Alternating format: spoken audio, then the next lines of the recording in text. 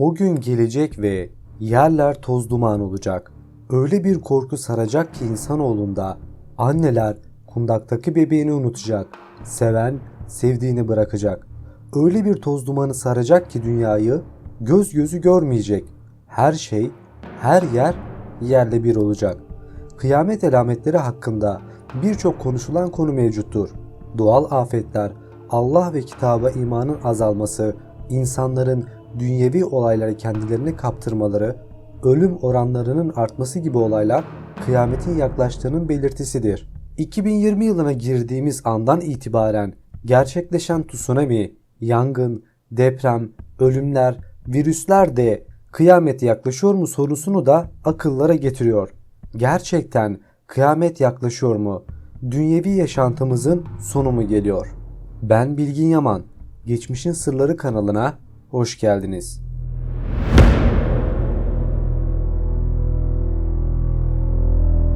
Evet arkadaşlar, kıyamet alametleri bir bir gerçekleşirken ya kıyamet koparsa konusunda daha ayrıntılı bilgilere ihtiyacımız vardır. Mesela kıyamet koparsa ne olur? Öncelikle kıyamet ne demektir sorusunu cevaplayalım. Kıyamet sözlükte kalkmak, dikilmek, ayaklanmak anlamlarına gelmektedir. Allah isteyecek, dünya yerle bir olacak. Allah isteyecek, yaşam yerle bir olacak. Allah isteyecek ki göz perdeleri açılacak. Kıyametin kopacağını biliyoruz. Fakat nasıl kopacağını bilmiyoruz. Güneşle ayın bir araya geldiği zaman insanlar kaçacak yer arayacaklar. Nereye kaçarsan kaç, kurtulamayacaksın. Tek sığınacağın yer Allah'ın huzuru olacak. Kıyametin ne zaman kopacağını şüphesiz ki bir tek Allah bilir. Allah bu hususta ne Peygamber Efendimiz'e, ne Cebrail'e, ne de kıyamet günü geldiğinde suru üfleyecek olan İsrafil aleyhisselama bildirmemiştir. Günümüz olayları kıyametin yaklaştığının bir habercisi gibi. Çünkü birçok olay 2020 ile başlamasıyla yaşanmaya başlamıştır. Ben bundan 2 sene önceki Yecüc ve Mecüc hakkındaki videomda belki de bu Yecüc ve Mecüc topluluğunun bir tür virüs olabileceği ve bu virüs ile insanların ölmeye başlayabileceğini savundum. Tabi o zamanlar kimse bana inanmamıştı. Hatta dalga geçenler bile olmuştu. Fakat 2020 ile beraber kötülükler ile videomda bahsettiğim virüsün çıkmış olabileceğini videonun yorumlar kısmında okumaya ve görmeye başladım. Tabii benimki birer varsayım. Gerçekte nasıl bir şey olacağını kimseler bilmiyor. Belki bir virüs, belki Çinliler, belki de hiç bilmediğimiz bir tür yaratık. Yani tam anlamıyla birer muamma. Peygamber Efendimiz kıyamet alametleri olarak Yecüc ve Mecüc topluluğunu bildirmiştir. Yecüc ve Mecüc İncil ve Tevrat'ta Gog ve Magog olarak bahsedilmiştir. Her iki dinin yorumcuları da Yecüc ile Mecüc'ün daha çok bir insan ırkı olarak nitelendirilmiştir.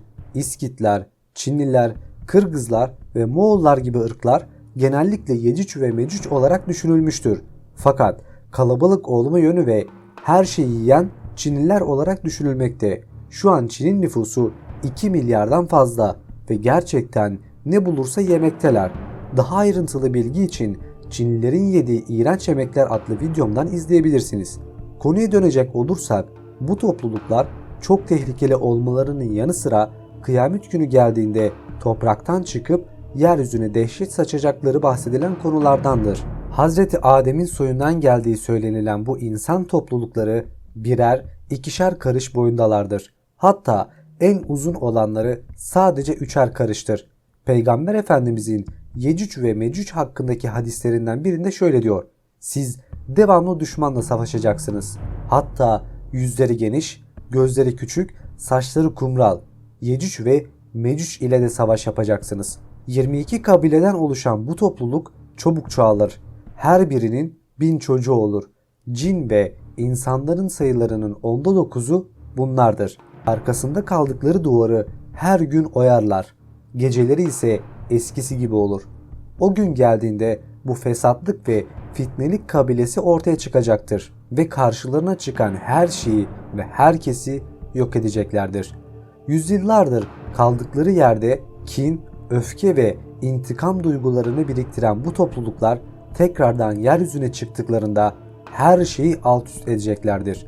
Miraç gecesi Allah beni Yecüc ve Mecüclerin yanlarına gönderdi. Onları dine davet ettim. Kabul etmediler. Onun için onlar Adem ve İblis neslinden Allah'a asi gelenlerle birlikte cehenneme gireceklerdir. Peygamber Efendimizin hadisinde de buyurduğu gibi en kötünün kötüsü olan bu topluluklar kıyamet günü geldiğinde yeryüzüne çıkacaklar ve bütün öfke ve kinlerini kusacaklardır. Onlar öyle büyük bir topluluktur ki yeryüzüne baktığında göllerin kuruduğunu görecekler ki sadece susadıkları için içtikleri göllerin kuruduklarını. Bu kavmin çıkışı Mehdi'nin çıkışından ve İsa Mesih'in sahte Mesih Deccal'i öldürmesinden sonra gerçekleşecektir. Birçok insanın aklında Mehdi ve İsa'nın gelmesini beklemekte. Bizlerin bilmediği ya Deccal çoktan geldiyse ve görevini yerine getirdiyse veya Mesih'in çoktan çıktığını bilmiyoruz. Hala daha kıyamet ile ilgili olabileceklerin veya olmuş olan olaylar konusunda yerine oturmamış taşlar mevcuttur. Ünlü Müslüman gezgin İbn Battuta Çin'e gittiği zamanlarda Zeytun kentindeki tüccarlar ile karşılaşmıştır. Seyahatnamesinde Zeytun ile Yecüc ve Mecüc Seddi arasında 60 günlük yolculuk olduğunu belirtir. İbn Battuta seyahat günlüğü notlarında Zülkarneyn Seddi veya Yecüc ve Mecüc Seddi ile Çin Seddi'ni kastetmektedir. Piri Reis'in haritasında ise bir kısım bizlerin dikkatini çok fazla çekmiştir. Bu kısımda kısa boylu, geniş yüzlü bir çeşit varlık tepelerin üstünde durmakta. Bu üstünde durduğu sıralı tepe ise bir set görünümünde. Birçok kişi Piri Reis'in haritasında bulunan bu kısma Yecüc ve Mecüc'ün yerini gösterdiğine inanmakta. Bazı yorumcular ise o haritadaki canlının Deccal olduğunu ve o resimle tasvir edilen canlının da Deccal ve onun yerini gösterdiğine inanılmakta. Aslında tam olarak büyük bir muamma. O haritadaki varlığın ne olduğu belli değil. Belki Deccal, belki de Yecüc ve Mecüc'tür. Bilinmez. Peki bu fesat toplulukların nasıl yok olacağını gelelim. İslam alimlerinden Osman Es-Seruci Hazretlerinin aktardığına göre bu varlıklar dinsizdir. İsa aleyhisselam dua eder ve boyunlarında yara çıkıp bir gecede ölürler. Ardından hayvanlar bu toplulukları yiyerek çoğalırlar. Fakat pis kokularından yeryüzü yaşanmayacak bir hal alır. Şimdi olaya farklı bir boyut katarak şöyle devam edelim. Bu varlıkların birer insan olduğu konusunda birçok fikir vardır ve en mantıklı gelen topluluğun da Çinliler olduğunu. Peki ya bu Çinlilerin gerçekten bir hastalık ile yok olacağını bahsederken dünyayı saran virüsü kast ediyor olabilirler mi? Boyunlarında bir yara çıkar derken solunum yolunu zedeleyen şu anda dünyayı sarıp sarmalayan virüsün ta kendisi veya daha güçlüsü olabilir mi? Bilinmez. Yorum kısmında fikirlerinizi belirtebilirsiniz.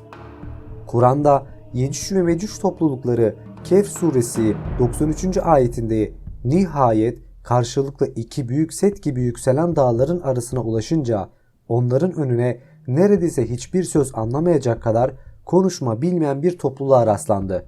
99. ayette ise o gün biz onları bırakırız. Dalga dalga birbirine karışırlar. Sonra sura üfürülür de onları toptan bir araya getiririz buyurulmuştur.